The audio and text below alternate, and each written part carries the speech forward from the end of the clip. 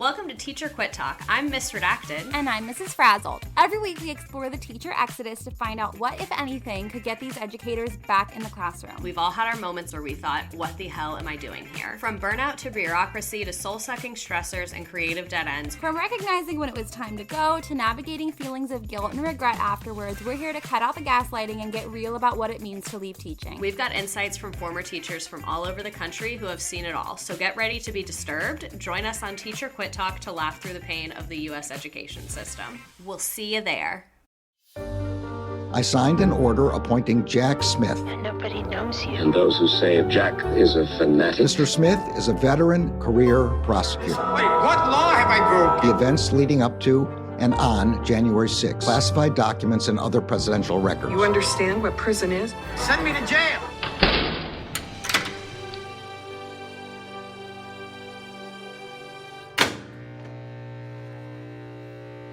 Hi, everybody. Welcome to episode 4 of Jack. It is Sunday, December 25th. Merry Christmas to those who celebrate. Andrew, I'm wearing my Eastern State Penitentiary hoodie today. Oh, nice touch. Happy holidays to all. I'm Allison Gill. And I'm Andy McCabe.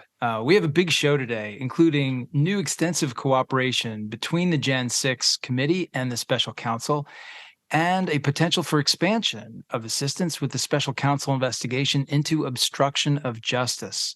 We'll also discuss what some of the January 6th committee materials say about one of the main parts of the special counsel investigation, which is the fraudulent electors scheme.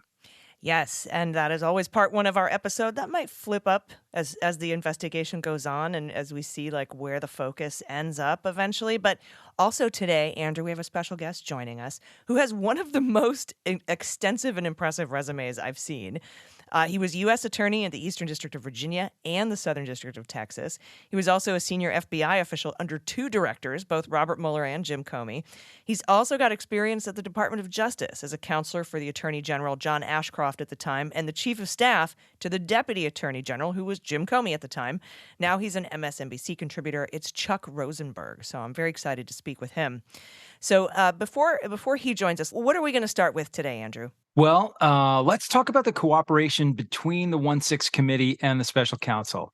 So as we saw this week, Punchbowl News was first to report, and I will quote, "The House Select Committee investigating the January 6th insurrection has begun extensively cooperating with the Justice Department's special counsel charged with overseeing investigations into former President Donald Trump. Jack Smith, who Attorney General Merrick Garland appointed as special counsel last month, sent the Select Committee a letter on December 5, requesting all of the panel's materials from the 18-month probe. Punchbowl News has reviewed Smith's letter. So, wow, lucky for them. Really nice scoop there. And it allows us to focus our attention once again on the letters from Smith. Yeah, because we were talking about that a little bit in the lead up, especially in the last episode with Andrew Weissman, who was reporting that, maybe this is a good time for, learning from what happened in the Mueller investigation and going forward into this special counsel investigation, that perhaps Jack Smith could be somewhere in between, like Mueller, who really never said anything, and Comey, who kind of said everything. And so this sort of seems like this. We had the letter on Thanksgiving. Now we've got this December 5th letter, where he's basically reaching out to the Justice Department again and saying, "Hey, we need all of your stuff, and we need it now." Although my understanding was, and correct me if I'm wrong, sometime in late summer, maybe September, the Department of Justice had already sort of started handing over information and transcripts and evidence that they had with regard to the fraudulent electors scheme. Yeah, I think it's not hard to kind of imagine that as Jack Smith gets his hands around everything that's going on with this team, just like we talked about last week, those kind of broad-based subpoenas reaching for, very basic communications between select people and anyone connected with the Trump campaign or Donald Trump himself. It seems that Smith is really kind of reorienting things, making sure he's got all of his ducks in a row, making sure he's kind of laid the foundation for the things that he needs, right? I'm quite confident there were probably communications between DOJ and the committee over the last several months. But now that Jack Smith is on board and obviously fully in charge, it doesn't surprise me that he wants to kind of clean the slate and make sure in writing they understand exactly what his position is with retrieving the information they feel they need to keep this investigation moving forward. And like we saw in the Thanksgiving letter, what we're seeing is that Jack Smith is not afraid to put his pen to paper, put his name on the letter, make it clear exactly what he wants and why he thinks he's entitled to it, which is a very proactive lead from the front style. I think that's the right way to go. We'll see how it works for him, but from my perspective, he seems to be off to a good start. Yeah, and I also kind of want to touch on a little bit my concerns over the past eight months or so with the seeming public reticence of the committee to share their work product with the Department of Justice. Although I also, on the other hand, understand how the Department of Justice, probably want to keep that giant wall of separation to avoid politicization. And, at first, before Jack Smith was even appointed, I was like, maybe don't even make criminal referrals, because I think bad actors could take that and run with it as some sort of evidence that, the Department of Justice is working hand in hand with House Democrats. But with this extra insulary sort of buffer zone of having a special counsel that's totally independent, I was like, all right, we'll make the criminal referrals because it's your duty to make those criminal referrals. So what are your thoughts on that? I mean, where do you stand on that sort of, because we know that the Department of Justice can't really move forward with prosecutions until they get all the testimony that happened in Congress, because they don't want to have what happened to Durham in the Sussman case happen, where Jim Baker had sort of conflicting testimony from Congress to the Inspector General to a grand jury, as we talked about before. Yeah, they were the committee. Look, was had a great deal of independence and a great deal of momentum in the work that they did. It didn't surprise me that they wanted to maintain that independence throughout the kind of course of their investigation. I think during that time, there's a lot that DOJ could do. It seems now we're finding out more and more each day that they were actually engaged, maybe even more actively earlier on than any of us suspected. A lot of folks criticized what they perceived to be a lack of, forward motion on these investigative issues by DOJ. Now we know that they are deeply engaged. At some point, these two paths had to cross. There was a lot DOJ could do, but now they're at the point where they really need to see and to understand the full scope, the full details of who the committee spoke to and what those folks told them, what kind of records the committee was able to put their hands on, which ones they didn't ask for, which ones maybe they asked for but didn't get. So there is a lot of coordination that needs to happen now. Committee's done, and so it's appropriate for them to kind of open up the floodgates and really hand over a lot of that work. So with that kind of tee up on all these issues, we have an incredibly special guest to talk to today about this stuff. Seems like a good time to welcome that gentleman, former U.S. Attorney and current MSNBC contributor, Chuck Rosenberg. Chuck, welcome to the show, and thanks for joining us. Oh, my pleasure, Andy. Thanks for having me. And full disclosure, Chuck and I worked together in the FBI for a good period of time, and we remain good friends to this day. So it's a rare treat to have you on here with us today. Yeah, I'm actually especially honored to meet you, Mr. Rosenberg, and I'm very glad you're joining us to help explain a few things, because I've been watching your work for a very long time, and you're always so good at succinctly explaining things. A friend of mine once said, if I had more time, I would have written a shorter letter. And your word economy is super on point. And I've had a lot of concerns about how the committee's work could negatively impact the work of criminal prosecutors. I'm old enough to remember the Iran-Contra hearings and some of the immunization problems they ran into.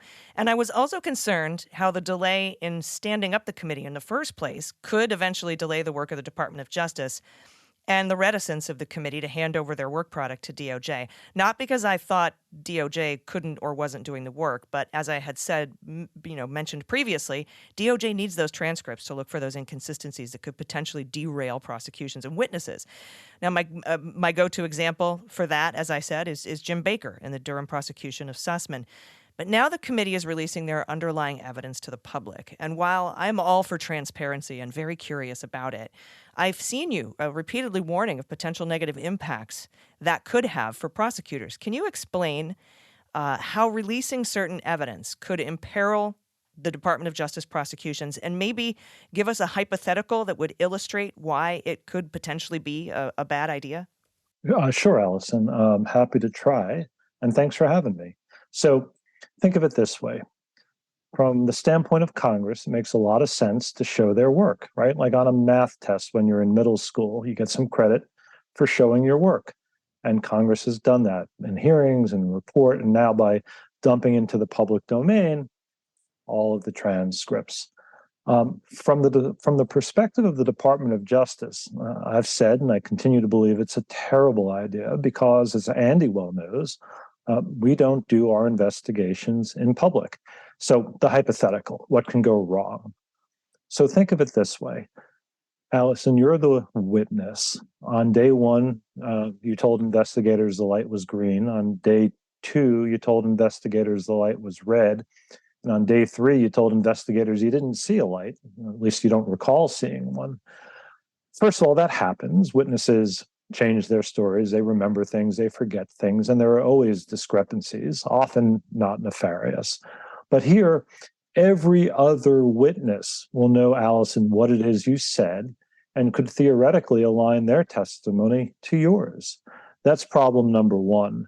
Ill-intentioned witnesses will see everyone else's deposition testimony and could align their, what they tell investigators to what other people told investigators. Problem number two, witnesses, and Andy also knows this from his work at the FBI, often come forward with some degree of trepidation. Nobody really wants to be a witness. When you meet somebody who really wants to be a witness, you get a little concerned about their motives. Most people don't want to do this. And we know witnesses can be harassed. They can be intimidated. In worst case scenarios, it can be, well, even worse. And so you want to protect witnesses from retaliation or from intimidation. And putting everyone's name out there with everything they said about everyone else, I think could open, that path for something bad to happen. I hope it doesn't. By the way, Allison, the mere fact that nothing bad happens, let's say nobody aligns their testimony with anyone else, or no witness is intimidated or harassed, doesn't mean it was a good idea to dump this stuff into the public sphere. It just means you got lucky. That is so true. I remember one of the hardest things to teach new FBI agents was the kind of subtle art of going into an interview room with a witness or a target of an investigation and to question them and interview them without revealing what you actually know, because you essentially pollute the witness's recollection with your own information, and then you've just basically ruined it. You're what they learn from you is not testimonial. It's what they learn from their experience or observations, what they saw, what they heard, is what you need in court. So yeah, it's a really good point. I also think, Chuck, that it's as much as it's important for DOJ to review those transcripts for inconsistencies and to understand what maybe weaknesses their witnesses have, it's also a great opportunity for the defense to start doing that work long in advance. They would probably get those transcripts anyway in discovery, but they have the opportunity to really dig deep long in advance on where the weak spots might be with any given witness. And it all comes back to this point that, like, hey, what we all saw in those 10 hearings were witnesses performing, some incredibly well, telling compelling stories with what seemed to be good recollections, but they were not subjected to cross-examination, and that is a totally different ballgame. Totally different ballgame. There was no judge. There were no rules of evidence. Hearsay was completely, I wouldn't even say admissible, because there was no one to admit or deny the admission of anything. There are no rules in front of Congress, really. The way you authenticate a document in a hearing room is by waving it in front of a television camera. That's not quite the way you do it in a courtroom. But Andy, you're right. In a real criminal trial, the defendant or defendants would get discovery in the forms of what other witnesses say. So let's say, again, Allison's our witness. We would have to turn over to the defendants everything she said. It's called Jenks material, and it's mandated by rule that the other side gets to see what the witnesses against them have said. But Andy, they wouldn't get the deposition testimony of 1,000 witnesses.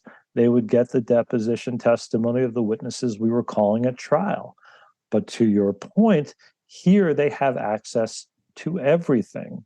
And so it's a gold mine for defense attorneys. Not that they're not entitled to the occasional gold mine, but this is not the type of information they would get under the federal rules of criminal procedure. I think the majority of defense attorneys are, honest, law-abiding, play by the rules, but there are some who don't. And this is going to enable them to help shade testimony to protect their clients at trial. Yeah, no question. Yeah, and there already seems to be, even prior to the release of any of these transcripts or the hearings, some coordination among Trump lawyers, some paid by the Save America PAC, the Cassidy Hutchinson testimony, for example, and Passantino, and then of course a lot of these transcripts that have come out already are mostly, the first batch that they put out was like 30 or so people who just basically all pled the fifth. And I have to imagine that they all, as soon as they heard what the committee was asking them, went back and shared with their group in Trump world what the committee knew and what they were looking for and what they were asking for. So there was already, and there was already some intimidation, as we now know, at least on behalf of one witness, or with regard to one witness, Cassidy Hutchinson. What are your thoughts on what they've released so far? I wasn't too concerned about all the stuff where they pled the fifth because, like I said, I'm sure they were already coordinating prior to them being released. But I feel like this Cassidy Hutchinson testimony has a lot more to it and could potentially make life hard for some prosecutors, particularly when investigating obstruction of justice. So there's a bunch of things in your question, Allison. First, I didn't like dumping into the public sphere any of the testimony. And even though I am no fan of former President Trump or his minions, I also don't think it was particularly fair to dump into the public sphere people invoking their Fifth Amendment privilege against self-incrimination, right? The Supreme Court has been clear. That privilege, if you believe a truthful answer to a question would tend to incriminate you, is to protect the innocent as well as the guilty. Now, most of the time, practically speaking, folks who invoke the fifth are more likely to be guilty than innocent, but not always. And so why is that going into the public domain? For what prurient interest are we doing that? I mean, if you don't learn anything about the substance of the investigation from them, then it's only there so we can demonstrate that they took the fifth. That doesn't seem like a good idea to me. And I don't think it's something the Department of Justice would do. A second question that you asked has to do with something called joint defense agreements.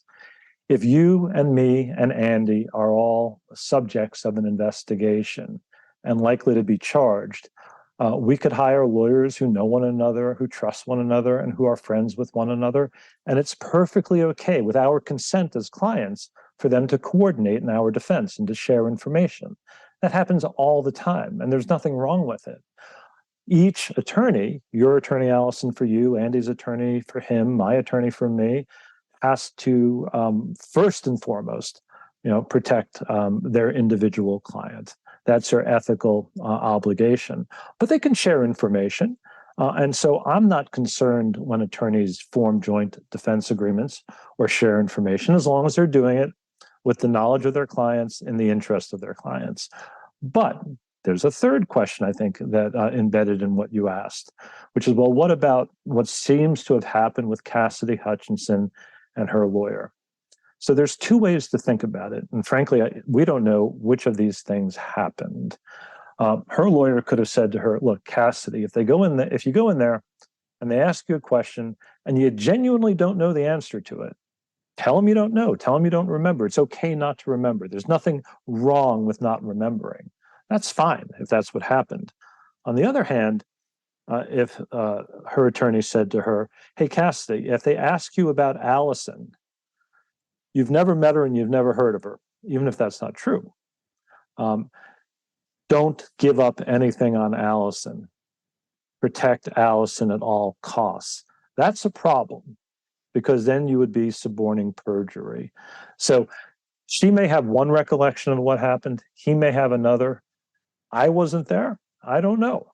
But I think you have to be careful about jumping to conclusions about what transpired between the two of them. The first thing is fine. If they ask you something and you don't know the answer, it's okay to say, "I don't know." Don't guess. Not remembering is not a crime. The second thing, asking someone to lie or to shade the truth, that's a problem. But I don't know how we know which of those two things happened. It's very, it's a tough situation. And as you read through her transcript, which of course, to your point, Chuck, is entirely her recollection, right, of these things conversations she had with him and experiences she had with him. And she's relating it in what would have been, I guess, at least a fourth interview with the committee. So that transcript, it shows kind of both things happening, right? There are some things that her lawyer does over the course of their representation that might strike people as strange, but really is just very standard, aggressive advocacy, representing your client, like calling the committee back and trying to discourage them from calling your client in for another interview, trying to downplay to the committee what you think, what your client knows. Oh, she doesn't really know that much. She didn't have great access. These are the sorts of things that lawyers do every day in representing their client, especially clients who have an interest in maybe not wanting to appear for whatever reason. And so that's really on the regular side of the equation. But then there's these other very strange things that happen, again, according to Ms. Hutchinson, between the two of them, like the fact that he won't give her a letter of engagement, the fact that he won't disclose to her where the money is coming from to pay his bill. According to her recollection, things that he says along the lines of, it's, where she apparently tells the committee at some point that she doesn't recollect something. She walks out into a recess, really has an emotional reaction to that, and tells the attorney, I think I lied, I might be in trouble. And his reaction is, it's okay. They don't know what you know. So therefore it's okay to say you don't recall. That to me is pretty clearly over the line into encouraging your client to use "I don't recall" as an obfuscation for knowledge that you actually have, which is kind of beyond the pale. I agree with you on that last thing. If in fact she knew and he encouraged her to say that she didn't know or didn't recall, that's a problem, clearly a problem. I think Cassidy Hutchinson is a really good example of a couple of things. Let me give you another thing that I'm concerned about with respect to her. I thought she was incredibly articulate and truthful. In other words, when I saw her testimony, her public testimony during the committee hearing, I believed that she was telling the truth. I don't know that, but that's how it came across to me. And like you, Andy, I've seen hundreds, if not thousands, of witnesses. That doesn't mean she was right. So, for instance, when she talked about what happened in the president's limousine, she could have been faithfully relaying to the committee what somebody told her. And that somebody could have either been wrong or lying to her. That's why her testimony before the committee was hearsay and would not have been admissible in federal court. So hearsay is an out-of-court statement, something that you say outside of court that's offered for the truth in court. So the president tried to grab the steering wheel, or the president said X, Y, and Z, or the president lost his temper, or the president threw a cheeseburger, or whatever she was told that the president did. If she saw it or heard it, she's the percipient witness, and it's admissible. Right.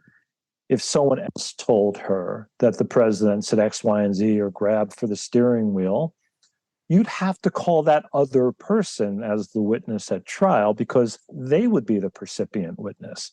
And so I found her both entirely credible, very articulate, very bright, and perhaps wrong. Yeah. And that's the difference between a hearing and a trial. I totally agree. And as a side note, I also felt even that day when she gave that testimony, I felt like the committee really committed a strategic error and I think did a disservice to her I by agree. drawing that really very kind of high profile, that was clearly the line and the element of her testimony that the media was going to latch on to. It's a really powerful story, but it's one in which they put her all the way out on a limb, giving that kind of almost double hearsay testimony. It wasn't artfully presented, and they left her out there vulnerable to these attacks that she had made it up or she lied or recollection wasn't any good, which is, of course, exactly what happened in the week that followed. All sorts of unnamed people speaking to the press saying that, contradicting what she said or said there were other people closer to the events who disputed what she said. So it was kind of an unforced error, I thought, by the committee, and one that had the ultimate effect of damaging their witness and damaging potentially an important prosecutorial witness if there is ever a trial based on these events. Well, there are other things where she is a percipient witness. There are things that she directly heard and things that she directly saw. And again, I found her incredibly articulate and thoroughly credible in the retelling. Doesn't mean she was right. Go back to the analogy I used before. If Allison tells me the light was green, and I tell you, Andy, the FBI agent, that Allison said the light was green, you don't actually know what color the light was. Yeah. You just know what I told you based on what Allison told me. And that's a very different thing. So I agree with you. It's an unforced error. Also, and this harkens back to something we talked about a few minutes ago, the attacks on Cassidy Hutchinson. This is what happens when you put people out there. They get attacked, fairly or unfairly. And some number of witnesses, probably seeing what happened to Cassidy Hutchinson, didn't want to come forward. So now that 1,000 transcripts are being dumped into the public sphere, how does that help the Justice Department do its work? Yeah. And of course, when Tony Ornato came back in to testify about that exchange, he said, "I do not recall." And so that's how you can help the other side with releasing what you know, so that they can prepare to go in and say things like that. Chuck, I have a question about the future, because I'm asking this because I have had multiple people concerned with what the 118th Republican Congress could do to perhaps kneecap the Department of Justice prosecutions and investigations, specifically dragging in witnesses like Scott Perry, who we know the DOJ has been looking at since at least May, and immunizing them, or bringing in other witnesses and immunizing them so that they can't be prosecuted in the Department of Justice. But that seems to cross some sort of a separation of powers boundary to me. Can you talk a little bit about, because that didn't happen during the Mueller investigation. They didn't try to sabotage the Mueller investigation by bringing everybody in and immunizing them. I just don't think that that's a possibility, but a lot of people are asking about that and are concerned about some of the, I guess, shenanigans is the best way I can put it, of what this Republican Congress might have in store. Can you address that? Yeah, it seems remote that they could kneecap the Department of Justice by immunizing witnesses. Let me explain that, though. If a witness is immunized before Congress and he or she gives full, accurate, and honest testimony pursuant to immunity, then generally speaking, they've gotten a get out of jail card. That can't be used against them because immunity essentially substitutes for your Fifth Amendment privilege. Allison, if you were invoking your Fifth Amendment privilege in a bank robbery that you committed, and we immunize you, and we compel you to testify, we're doing that in return for a promise that we are giving to you not to use your incriminatory testimony against you. So I guess theoretically, Congress could immunize witnesses, get them to tell the truth. It would have to be the truth. You can't be immunized for a lie. It has to be for the truth. and then tell the Department of Justice, okay, well, there you go, guys. You now have immunized testimony in the public sphere. And so, you can't use him or anything he said or any leads that are derived from that. That's not entirely true. The Department of Justice could have a clean team. They could wall themselves off from the immunized testimony. They could demonstrate to a judge in a court one day that information they obtained about Allison or about some congressman was obtained independently and not pursuant to any immunized testimony that you gave, Allison. That gets pretty cumbersome. And without going into sort of great detail, that was a problem in the Oliver North trial, immunized by Congress, prosecuted by the Department of Justice. And the Department of Justice, as I recall, was not satisfactorily able to demonstrate that the information it used came from a source other than his public immunized testimony. So could they complicate things for the Department of Justice? Perhaps. Could they kneecap the Department of Justice? I don't think so. I think that's a little far-fetched. Mm-hmm. Good to know. Well, I don't know that I'm right, by the way, Andy. Oh, it doesn't matter. I'll just I like your opinion, so I'll just accept it as fact. I enjoy your confidence, so I'm going to go with it. I'm going to run with it. So, okay, Chuck, how about the big picture? As you look at what the special counsel is doing, having responsibility both for the kind of, I'll call it the Mar-a-Lago case, the documents case, and then, of course, the January 6th cases, whatever spins out of all of that inquiry. What do you think in terms of timing with respect to the two of those, those two separate efforts, and when do you think we'll see kind of big moves, possibility of charges or a decision on whether or not to charge in those cases? I want you to pay attention to how I do not answer your question, Andy. This is a master class in how to comment on television. Let me just say it this way. I know folks have been upset that the Department of Justice has not been moving more quickly. Number one, I don't know that that's true. I mean, most of an investigation is done, forgive the analogy, underwater, like a submarine, which only occasionally surfaces, fires a torpedo, and goes back down. So they could be doing a lot, and they could have been doing it quickly. We're just not seeing it. And so I don't think folks should assume that silence means inaction. Second, if I have a choice only between going fast or being thorough, I'm going to take being thorough every time, because you really only have one shot at this. Third, we know they've been investigating this for a long time. I mean, the Attorney General has said as much, and that it's a big, complex, cumbersome investigation. You know those things, Andy, from your own experience, take a long time. So I don't know that this strikes me as being particularly slow. I don't know, to try and answer your specific question, when we're going to see a charge, but it doesn't strike me that this has been sort of particularly or egregiously slow. I would also say that I don't think of these as separate cases. I've heard people comment that the Mar-a-Lago case seems really easy and discreet and should be brought now and independently. I don't know if I were the prosecutor that I would bring two separate cases against a former president. I would wait till I had everything, and if possible, join them in a single indictment in one place, in one proceeding. I also don't know that the Mar-a-Lago case is as simple as people make it out to be.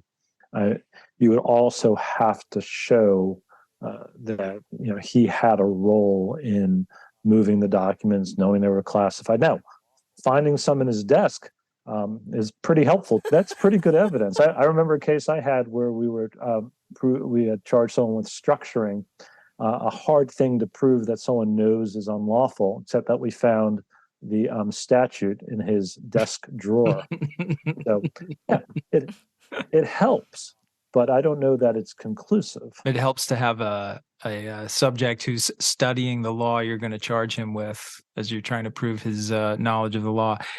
It's a really interesting point about holding off and bringing both together, because I've heard the same sort of commentary about these two. I also don't think that Mar-a-Lago is nearly as simple as it's been portrayed by some folks in the media. I have an agent's ingrained, learned understanding and perspective that there is no such thing as a slam dunk, that every case is more complicated and harder to prove and than you think it is at first. That when you think you're rolling into a case just to make it's the wrap-up case, the one that you did on the side of your big RICO investigation just because it was there and it needed to be done, those are the ones that turn into the Vietnam that never ends and leads to acquittals at trial or something. So I think Mar-a-Lago, there's more than meets the eye at Mar-a-Lago. It would be an interesting tactic for them to take, though, to combine all that stuff in one effort. Well, Andy, I always thought my job as a federal prosecutor was to think of the 100 things that could go wrong, not the 100 things that could go right. And so, maybe I drove the agents with whom I worked crazy. I'm confident of that. I'm confident that you're confident of that. Yeah, but a lot of times we hear, well, just get him on one thing and then bring superseding indictments later. But don't you then start the speedy trial clock and put yourself under the gun when you do something like that? It doesn't seem like a reasonable way to go. I wouldn't recommend that here, Allison. So superseding indictments, bringing one charge and then adding others, it makes sense under certain circumstances. Let's say you, Allison, are that violent bank robber we talked about earlier, and we think you're probably good for a dozen bank robberies, but we got you on one. We charge you, we arrest you, we detain you, we get you off the street, and then we have a little bit of time to investigate the other 11 and charge those subsequently. That's fine. And that makes sense because you're a threat to public safety. But here you have a documents case at Mar-a-Lago, and you have a whole series of different cases related to January 6th, insurrection, an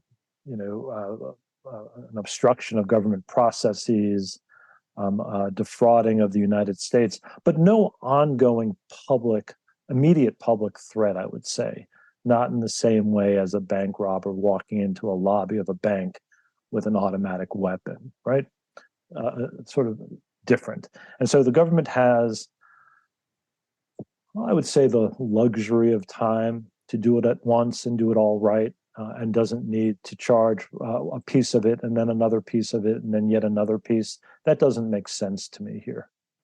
Yeah. And I do hear a lot of people is concerned, well, when he's out, he's still spreading the lie and spreading the big lie. It was 20 months after the election. He called up Robin Voss over in Wisconsin and tried to get him to overturn the election again, and he's out there still doing it. But well, he's always going to be out there, Allison. Even if you charged him tomorrow, it's not like he's going to be detained or muzzled. Always been my point. That's always been. If we indicted him 6 months ago, he'd still be out doing his thing, waiting trial out on bail. He is every attorney's nightmare client. He's the biggest nightmare client ever. I can't even imagine that. But hey, he finds attorneys when he needs them. So good for him. Yeah, that $3 million a pop, right? There you go. All right. Thank you so much for joining us today, explaining this to us in a way that's easy to understand. Former U.S. Attorney, MSNBC contributor Chuck Rosenberg. We appreciate your time. Thanks so much, Chuck. Oh, thanks for having me, Allison and Andy. Everybody, stick around. We'll be right back to discuss the obstruction of justice considerations pursuant to the release of the January 6th committee findings. Stay with us. I'm Greg Olear. 4 years ago, I stopped writing novels to report on the crimes of Donald Trump and his associates. In 2018, I wrote a best-selling book about it, Dirty Rubles. In 2019, I launched Prevail, a bi-weekly column about Trump and Putin, spies and mobsters, and so many traitors. Trump may be gone, but the damage he wrought will take years to fully understand. Join me and a revolving crew of contributors and guests as we try to make sense of it all. This is prevail. So, Renato, do you still have your own podcast? Yeah, it's complicated. What's so complicated about a podcast? That's the name of the podcast, remember? Oh! Will you still be exploring topics that help us understand the week's news? You bet. But we'll have a new name because we're going to be working together to explore complicated issues that are dominating the news. Working together? Yeah, you're hosting it with me, remember? Oh, right. Wait. Does that mean our podcast is going to have a steam mop segment? Let's not get carried away. But we'll discuss hot new legal topics, so check out our new episode coming soon to everywhere you get podcasts as well as YouTube.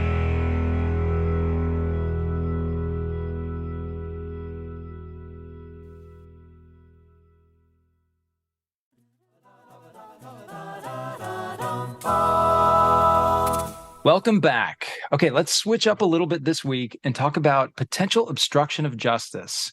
One of our guests last week, Ryan Goodman, wrote this for Just Security after the January 6th executive summary came out. And I'll quote, "On Monday, the House Select Committee investigating the January 6th attack on the United States Capitol released an executive summary of its final report, which focuses primarily on former President Donald Trump's alleged criminal efforts to overturn the 2020 election. The committee, however, also presented new evidence of criminal efforts to interfere with its investigation on the part of some witnesses, their attorneys, and others associated with the former president. It's the kind of evidence that may have far-reaching implications, including bolstering special counsel Jack Smith's January 6th and Mar-a-Lago investigations," end quote. So really great summary from Ryan about what we all heard in the in the January 6th committee's presentation earlier this week. It was definitely one of those moments. As I was watching it, Allison, I thought like, oh, wow, they're digging in deeper on this issue than they ever have before.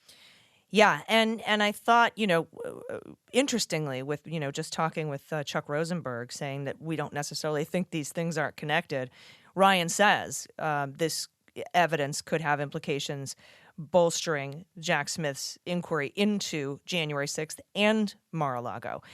And of course, you and I had talked about I think it was the episode that we discussed the scope of the investigation and how obstruction of justice fits in there. And it's not just obstructing Jack Smith's investigation, but it could be obstructing the January 6th committee's investigation. And that's, this is where we learned, so much has come out with this Cassidy Hutchinson, these two transcripts, and what the committee it came forward with on Monday, but particularly confirming that it was, in fact, Stefan Passantino, her first attorney, who tried to, get her to say she didn't recall when she actually did recall. And of course, as Chuck reminds us, that's her recollection of what happened.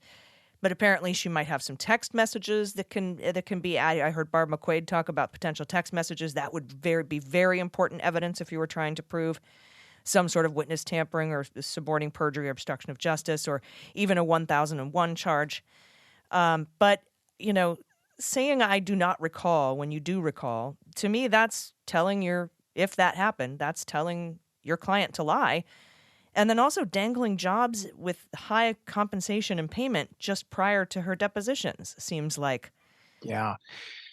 Really problematic. And I was reading that transcript just yesterday, and just kind of like each page, there's another like, oh my gosh moment. Now, to be clear, as we discussed with Chuck, that transcript is Cassidy Hutchins' recollection of her interactions with her former attorney, Stefan Passantino. He may have a very different recollection of those things. He may recollect things that he said that were, advising her not to abuse the I do not recall, and that she didn't remember that in her testimony. Who knows? So we can't sit here and say with perfect clarity whether any sort of nefarious conduct took place here. But I do think it's probably helpful to talk about a couple of the laws very quickly that could form the basis of kind of an obstruction, certainly an obstruction inquiry. So this is probably some of the laws that the special counsel team is focusing on right now.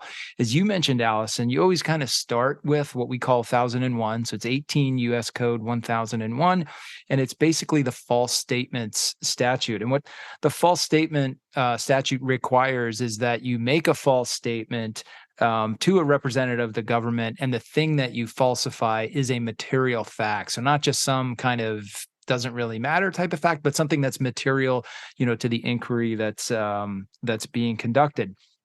Honestly, it's hard for me on the very discrete question of the interactions between Hutchins and Passantino. It's hard for me to see how 1001 would really apply unless you brought one or both of them in for an interview about this later, and you had some feeling that they misled the agents or attorneys in the course of that interview. The next law they might be looking at is 18 U.S. Code 1505, which is obstruction of proceedings before departments, agencies, and committees. This is an interesting one because, technically you could use this against either Hutchinson or Passantino. So the first part of the code requires, it says, whoever with intent to avoid, evade, or prevent or obstruct compliance willfully misrepresents, basically lies in answers to written interrogatories or oral testimony, which is the subject of obviously an official inquiry. So that's the part of the statute you would use if you actually thought for some reason you wanted to hold Cassidy Hutchinson accountable for what she indicates might not have been completely forthcoming testimony. However, the second paragraph of the statute says, whoever corruptly obstructs or endeavors to influence, obstruct, or impede the due and proper exercise of the power of inquiry under which any investigation is being had by either the House, a committee of the House, or any joint committee of Congress. So obviously I've kind of truncated the statute there to get to what matters, but that's essentially forcing someone else to mislead or withhold information from, in this case, a congressional inquiry. So that's the one that you could see might apply to an attorney who overtly influenced their client to kind of, say they didn't recall when they knew they actually did recall. And finally, there's 18 USC 1512, which is tampering with a witness. This is a long statute. Most relevant part, there's two little pieces that I think are relevant here. Section B1, which is whoever corruptly persuades another person with intent to influence, delay, or prevent the testimony of that person in an official proceeding. Obviously, that could impact a lawyer who kind of nefariously guides their client into misrepresenting or falsely answering questions.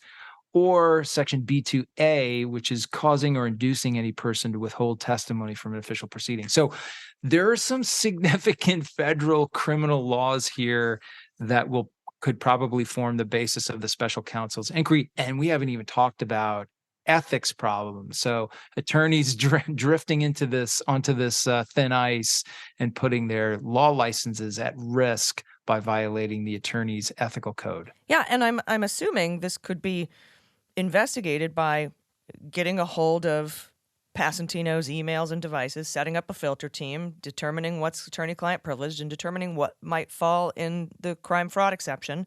For example, like what happened with Eastman, perhaps. I mean, that's, again, something that makes this just one of those tiny little elements that makes these kinds of investigations so cumbersome and take so long, is because you have to go through those prosecutorial steps. And we all learned very well the three elements of obstruction of justice, right? The obstructive act, the nexus to an official proceeding, and we have most decidedly determined multiple times in court that the 1-6 committee is an official proceeding. It sure is. And you remember when Manafort sued like 100 times to say that the Mueller investigation wasn't, official proceeding and wasn't, legitimate.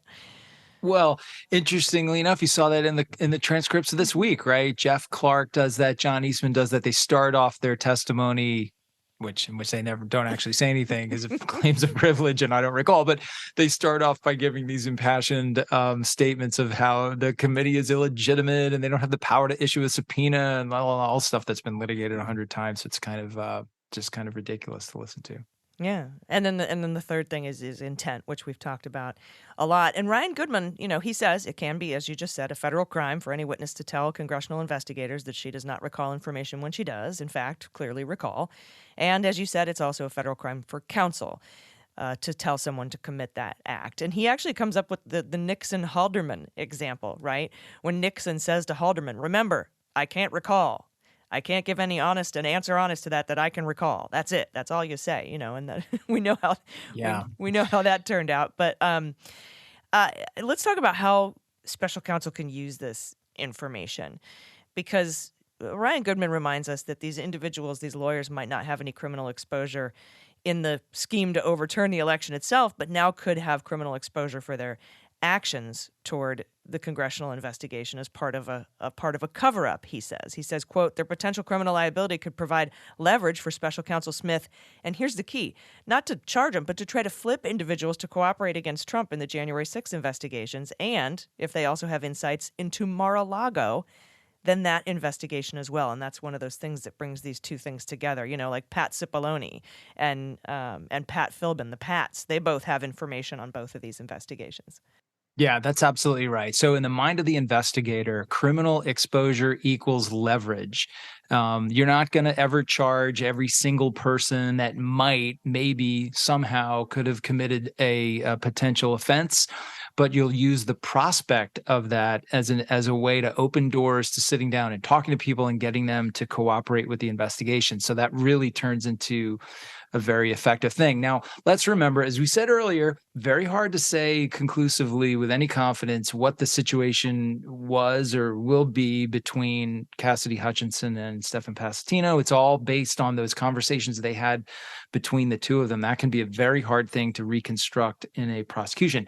But interestingly enough, at the beginning of her testimony, the transcript that we received yesterday, you see that before she starts talking to the committee, she waives all of her attorney-client privilege with Passantino. So there's no longer a privilege between them that would restrict Passantino from responding to, let's say, a subpoena or something like that.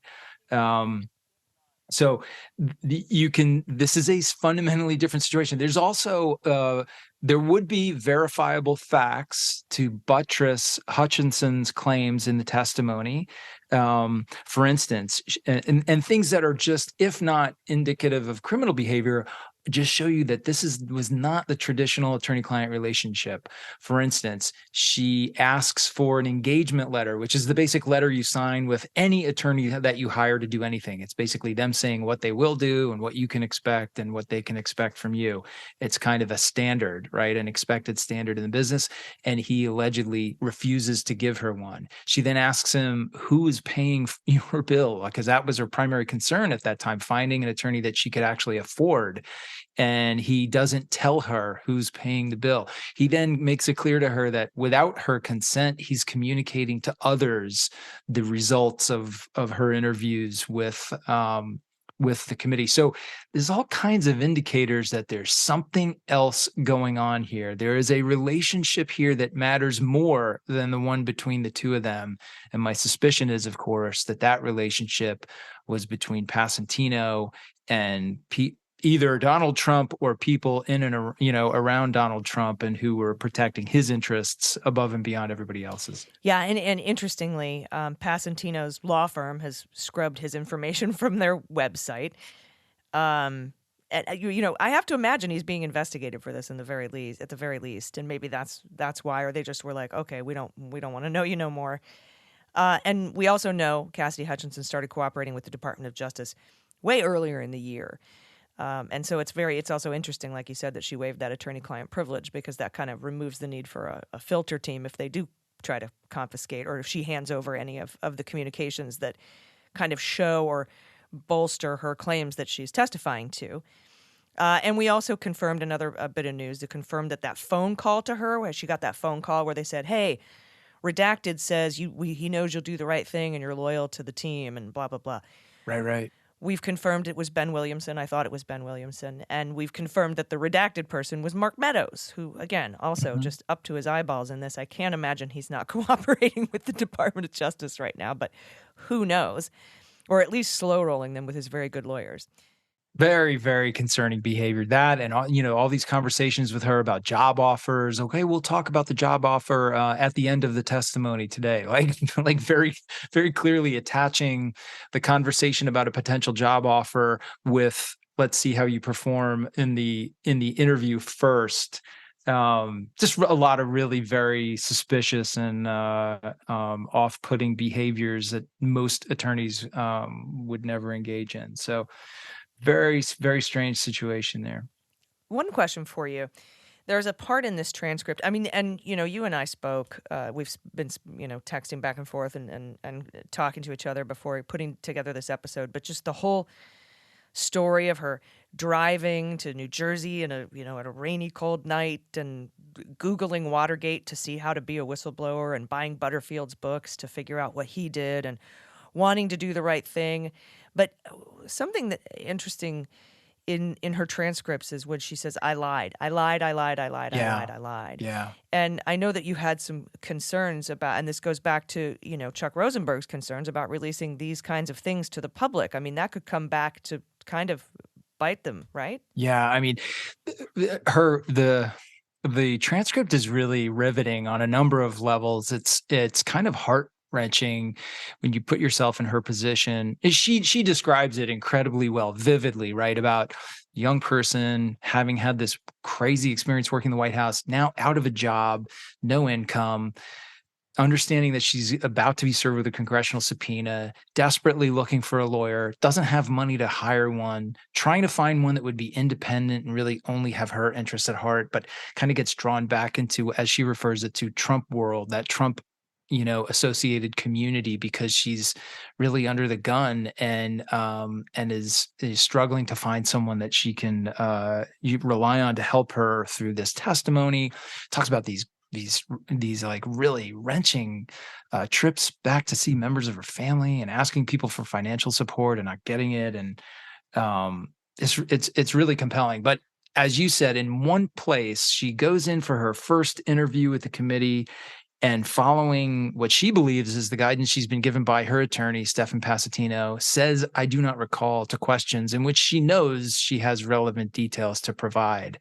And so at the first break from that, during that interview, she and her attorney go into a private room and she kind of freaks out. And she's like saying to him, oh my God, I lied. I'm going to get in trouble. I lied. And he then tries to calm her down and says, no, you didn't. You're fine. It's okay. They don't know what you know. So therefore, it's okay to tell them that you didn't recall. And that's, as we've been saying, like incredibly.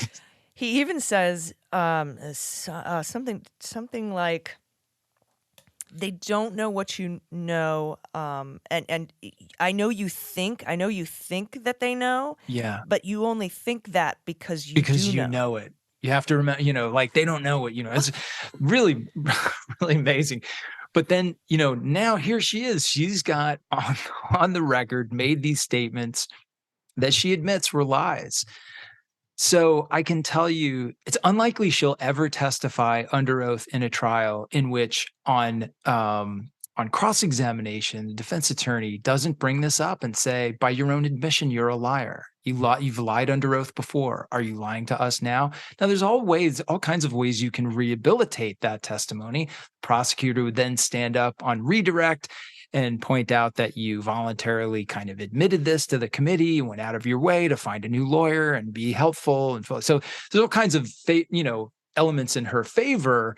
But boy, it's tough when a jury hears that you called yourself a liar. Yeah, if I were the prosecutor, I would smoke that out in the opening statement. Yeah, you have to. I would say you're going to hear the defense say that they could call her a liar because she felt like she lied. That was only because she was being pressured by her Trump-paid attorney to do so, and she was very concerned about it. I would preempt that. I would, what do they call it, draw the sting, like right in the opening. Yeah, it's the time-honored strategy of taking the sting out of it. So it's likely on direct examination on her first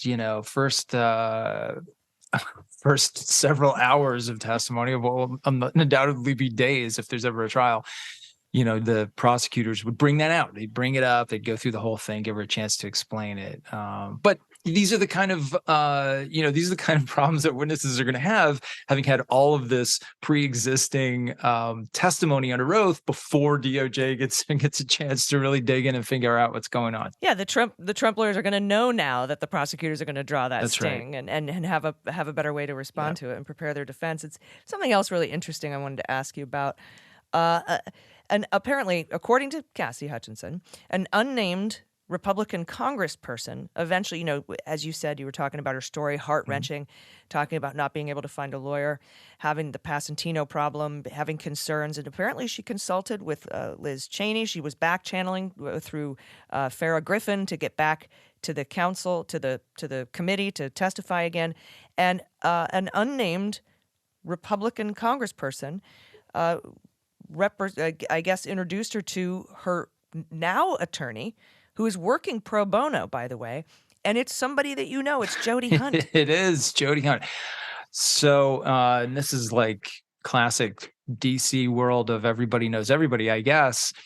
I was kind of surprised to see Jody in this role of being essentially what I'm confident Cassidy Hutchinson would describe as the non-Trump world attorney that she was able to rely on to help her get away from her previous attorney who she thought was maybe improperly influencing her performance.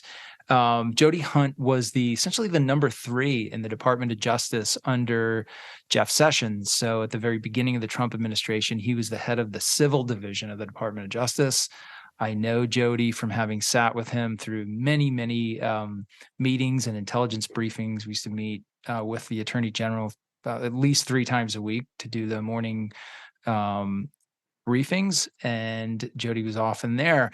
I also know at that time, I didn't realize how kind of tightly plugged in Jody was to the White House and to the Trump administration. I learned that after Jim Comey was fired, I had a series of well-reported and bizarre and uncomfortable meetings with then President Trump. And in each one of those, Jody Hunt was there in the Oval Office, sometimes standing right behind President Trump, which I remember even at the time thinking, wow, this guy's the head of the civil division of DOJ. Like, what is he doing over here? So the meetings where Donald was like denigrating your wife and talking about the fundraising and all that, the plane ride back and, for Comey, why did you let that happen, et cetera. All that, those meetings, Jody Hunt was there. I mean, there were 3 of them. They happened in pretty quick succession. He was definitely there. I'm going to say probably 2 out of 3. I couldn't tell you exactly which ones, but he seemed to be like really very, very tightly connected to the Trump administration and certainly to the White House counsel's office at that time. The White House counsel was, of course, Don McGahn.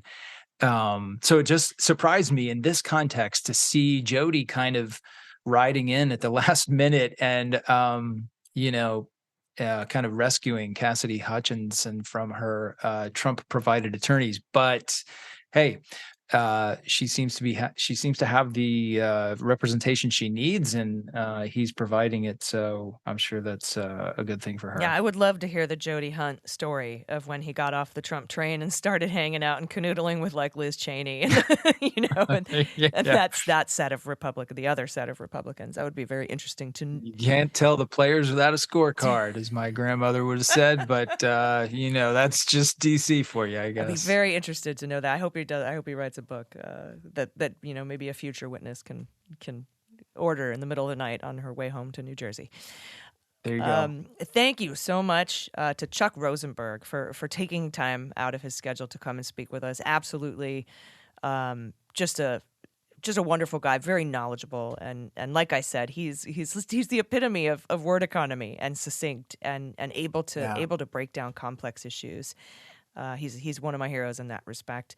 And Andy, thank you for doing this whole podcast with me, and thanks for episode 4. And I hope you have a really, really happy holiday and Merry Christmas. And we will be doing another episode before the new year, or I would wish you a new year as well. There you go. And thank you, Allison. It's been a pleasure as always. It's always interesting. And of course, to Chuck, my friend, thank you for pitching in this week, and look forward to meeting with you same time next week. Yeah, we'll see you then, everybody. Until then, I've been Allison Gill.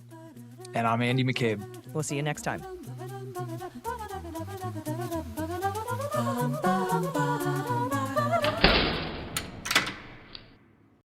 Hi, I'm Harry Littman, host of Talking Feds, a roundtable that brings together prominent figures from government law and journalism for a dynamic discussion of the most important topics of the day. Each Monday, I'm joined by a slate of Feds favorites and new voices to break down the headlines and give the insider's view of what's going on in Washington and beyond. Plus sidebars explaining important legal concepts read by your favorite celebrities. Find Talking Feds wherever you get your podcasts. MSW Media.